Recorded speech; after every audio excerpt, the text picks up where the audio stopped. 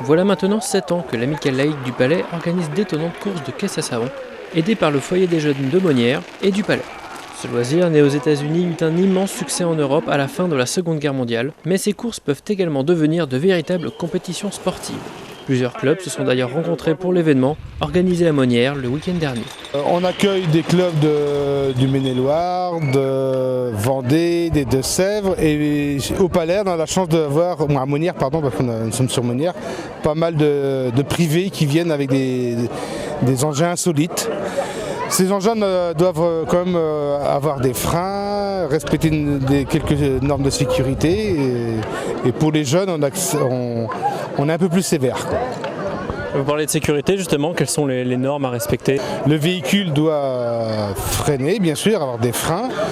Le pilote doit avoir ses casques, gants, vêtements fermés et bien sûr un harnais de sécurité, 3 points. Et le véhicule, s'il se retourne, doit pouvoir protéger le pilote, c'est-à-dire tant au niveau de la tête qu'au niveau des jambes, c'est-à-dire un arceau de sécurité et les jambes sont protégées.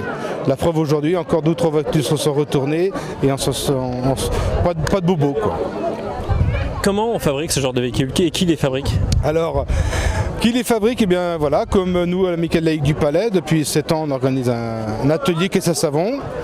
On récupère, moi je suis un ancien usineur, donc je mets mes compétences entre guillemets au service des jeunes, auprès des animateurs de foyer qui ne sont pas forcément des professionnels de la mécanique mais qui savent encadrer des jeunes. Et donc les compétences des uns et des autres font qu'on arrive à construire ce genre de véhicule, quoi. 7 ans que vous organisez ce genre d'événement, comment a évolué l'événement?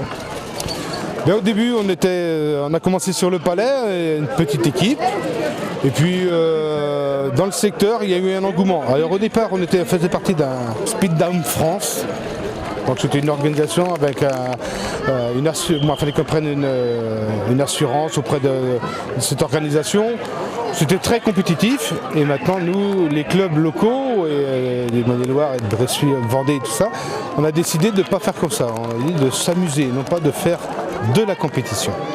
Les caisses à savon, est-ce qu'un petit historique ça existe depuis combien de temps? Bon, ça c'est une vieille histoire sans doute, hein.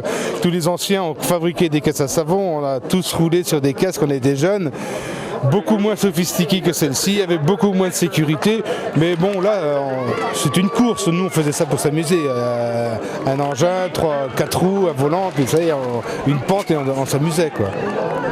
Donc un loisir devenu compétition, mais il y a également une transmission, donc c'est les anciens qui apprennent aux plus jeunes comment fabriquer ce genre de véhicules. Comme beaucoup de choses, tout le monde, ça évolue, hein. Nous au début on s'amusait, maintenant on est rentré dans la compétition. Et nous à Amicale laïque on n'est pas compétition, les IFOLEP et autres, on ne fonctionne pas comme ça, on est là pour le sport pour tous, on s'amuse.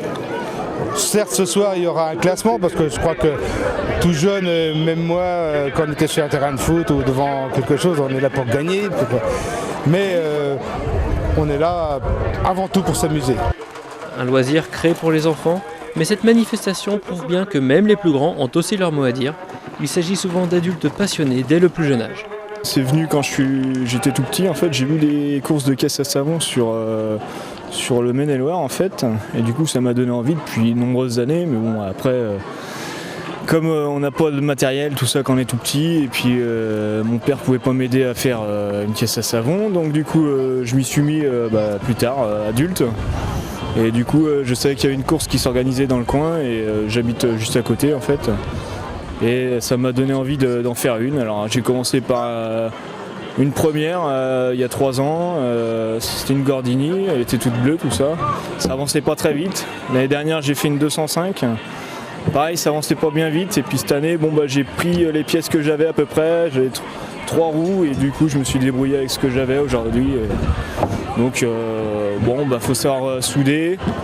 Voilà, après faut savoir un petit peu piloter et puis faut avoir le goût du risque un petit peu, quoi. Donc, vous avez donc piloté tout à l'heure. Qu'est-ce que ça fait en fait piloter ce genre d'engin? À vrai dire, c'est quand on a une première descente qui est un faux plat, donc ça va. On essaie de perdre le moins de temps possible et après ça descend dur. Donc du coup, il faut essayer de tenir le guidon là, parce que moi c'est un guidon. Mais là, c'est vrai que ça fait peur.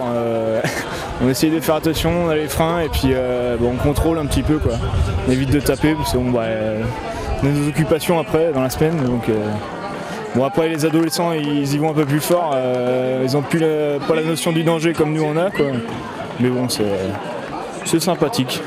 Nous avons assisté à une compétition atypique, avec des véhicules tous plus étranges les uns que les autres, car l'essentiel de ce sport est avant tout de s'amuser et de partager le plaisir de construire et piloter ces étonnantes caisses à savon.